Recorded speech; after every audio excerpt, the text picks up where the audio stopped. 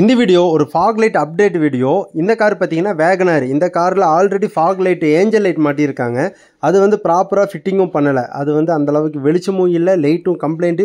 Wiring பார்த்தீங்கன்னா fog lightக்கு use பண்ணக்கூடிய wire போடாம ஸ்பீக்கர் வயர் போட்டு ஃபிட் பண்ணியிருக்காங்க.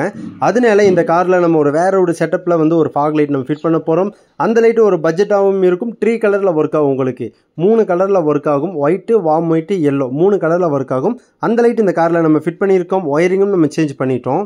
ஒரு பட்ஜெட்டாக ஒரு நல்ல குவாலிட்டியில் ஒரு fog light உங்கள் காரில் ஃபிட் பண்ணணுங்கிற ஐடியா இருந்தால் தாராளமாக இந்த லைட் நீங்கள் ஃபிட் பண்ணலாம். இந்த லைட்டு பார்த்தீங்கன்னா மாருதி ஃபேமிலி, ஈக்கோ, பொலேரோ எல்லா காருக்குமே இந்த டைப்பான fog light வந்து மார்க்கெட்டில் அவைலபிளாக இருக்குது. இந்த fog light white, warm white, yellow 3 கலரில் ஒர்க் ஆகும். ஃப்ளாஷும் இருக்குது, அது யூஸ் பண்ண வேண்டாம். உங்கள் காரில் ஒரு நார்மலான ஹாலஜன் fog light தான் இருக்குது அப்படின்னா, ஒரு அடுத்த லெவலுக்கு ஒரு சின்ன ஒரு அப்டேட் வேணும் அப்படின்னா தாராளமாக இந்த டைப்பான fog light நீங்கள் ட்ரை பண்ணலாம்.